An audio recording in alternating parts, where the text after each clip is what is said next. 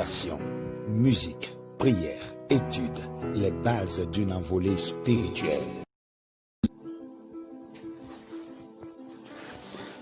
Chers amis, que la grâce de Dieu repose sur chacun d'entre vous. Dans le livre de Luc chapitre 9, le verset 33, il est écrit: il ne savait ce qu'il disait. Le titre de notre méditation ce matin est « Que dis-tu » Bienvenue et que Dieu vous bénisse.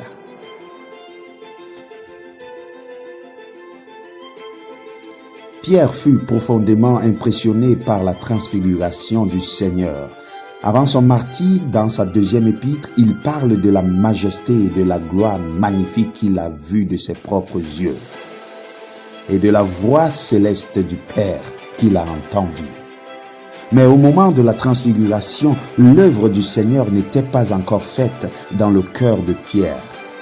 Déjà le Maître avait dû lui dire: tu ne conçois pas les choses de Dieu, tu n'as que des pensées humaines.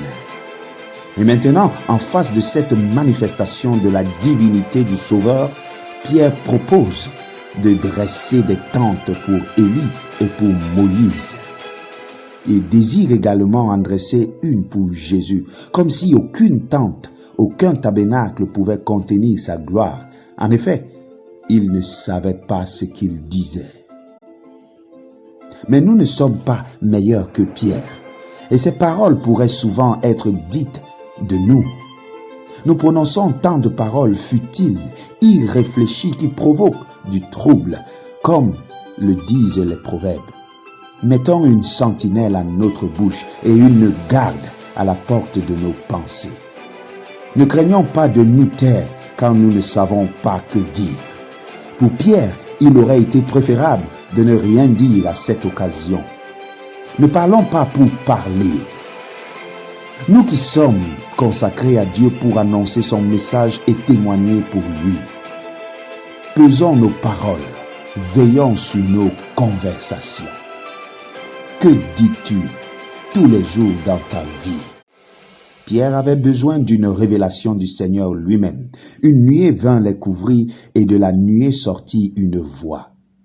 Celui-ci est mon fils bien-aimé. Écoutez-le.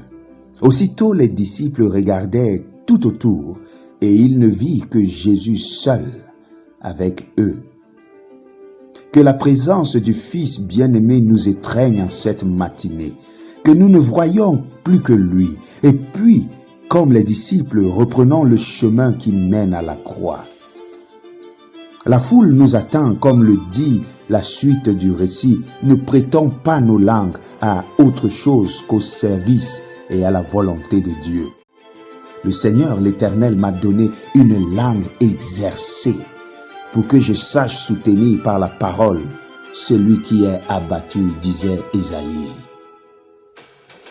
Alors je te bénis ce matin de toutes sortes de bénédictions, toi qui m'écoutes, afin que tu puisses être un canal qui transmet la parole du Seigneur.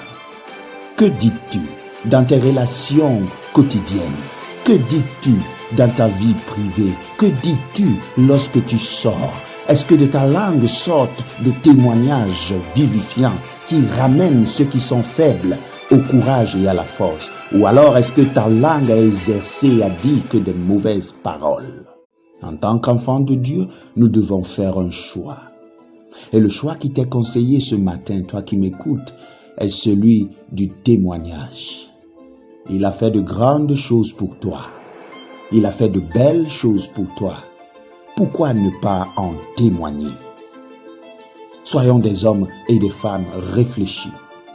Ayons en nous des paroles de sagesse. Ayons un esprit de discernement pour savoir ce qui est bien et agréable, mais aussi pour reconnaître ce qui est utile.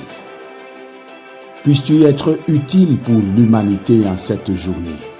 Puisses-tu être utile pour tous ceux qui sont autour de toi, à travers tes gestes, tes paroles et ton attitude. Que le Seigneur te bénisse. Amen.